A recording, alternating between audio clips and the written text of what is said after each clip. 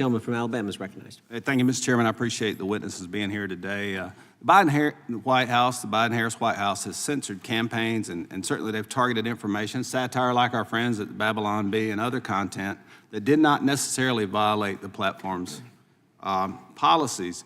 Mr. Taibbi and Mr. Schellenberger, I kind of want to dig in a little bit with you guys on the Twitter files and let y'all tell us a little bit about what you found. So, Matt, what was some of the really most revealing things you found as you were going through the Twitter files? And now, Elon Musk, I understand, was a Democrat. You were a Democrat. You've admitted being a Democrat. But now we're seeing a shift. So tell me, Mr. Taibbi, what is it that causes the shift, number one? And number two, what did you find that troubled you the most as you were going through that? And then, Mr. Schellenberger, I'll kind of want to pick your brain a little bit on that, too. Mr. Congressman, thank you for the question. I don't know the answer to that question of what caused the shift. It's a mystery that we've all been trying to look into for years now. I don't know why there's a sudden concern when Donald Trump or Elon Musk does something, but nobody stood up, even for Democrats, when they had their speech suppressed. In the Twitter files, we found requests from the FBI that Aaron Mate from the Gray Zone be removed at the behest of the Ukrainian Secret Services. Nothing. No major media organizations covered that. In terms of academic freedom, one of the first things that we found was that Dr. Jay Bhattacharya, who's in line to be the head of the NIH, that he was on a trends blacklist at Twitter. That was on the first day of the Twitter files we found that. Nothing, nobody covered that. They called it a big nothing burger. Same thing with doctors like Harvard's Martin Kulldorff or the University of California's Aaron Kheriaty. When they criticized lockdowns, they were de-amplified and or removed. So academic freedom, suddenly it's a big concern. I agree it's a big concern, but it's a concern in both places. And so it's very frustrating to see that shift. Michael, do you have a... Yeah, Michael, if you don't mind, talk a little bit about maybe the Twitter files and, too, the shift and now where you're seeing people who would normally identify as liberal maybe are now coming to the side of our party or to political argument for conservatives to say, hey, free speech matters. What you say, you should be allowed to say what you want to say in a free market. So, my view is that Democrats will look back at giving up the free speech issue to Republicans as just a catastrophic political failure.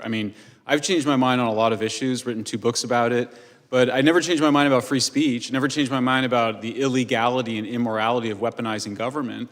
When you look at the history of it, in the 1930s, the repression by FBI was against the left, against the radical left. You look at the defense of flag burning, that was by the left. You look at defense of free speech, often it's by the left. So it's been a reversal. The left, the Democrats, came to embrace the weaponization of and censorship because they became so powerful and so entitled at ruling under the Obama administration, I believe, and the intelligence services. I was going to ask you when you thought it started, but you said earlier about 12 years you could remember, but certainly Biden-Harris kind of doubled down on what Obama started, but go ahead, yes. Sorry, I didn't mean to interrupt. No, that's right. I just think Obama, after, 8 years of Obama, they transformed the intelligence community, became much more left-leaning, much more partisan, and so there's an inorganic and an organic part of the weaponization and censorship, but clearly you see people, we reported on the activities of John Brennan, Obama's CIA director, authorizing reverse targeting or bumps to basically instigate the whole Russiagate hoax. You see these partisan actors in the intelligence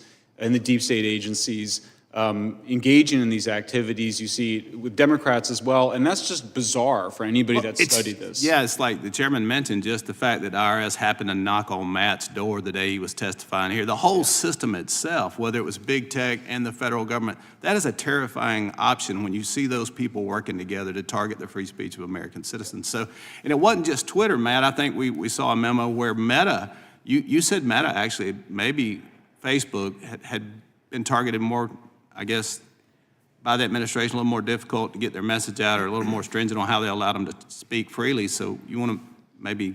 Yeah, this committee did an extensive report on the Facebook files. They uncovered emails showing repeated requests from the White House to de-amplify figures ranging from Tomi Lahren to Tucker Carlson, constantly. And we also found in the Twitter files similar communications from the same people. Also, reporter Alex Berenson found this out about his own account from the New York Times. He found this. They repeatedly pressured Twitter to take down true information, true reports. And these, again, he's not even a conservative. He was a longtime New York Times reporter who was removed from the platform, and again, silence from the mainstream press during that time. Yeah, I never could figure out who the fact checkers were, Matt. Anyway, I'll yield back, Mr. Chairman. Gentleman yields back.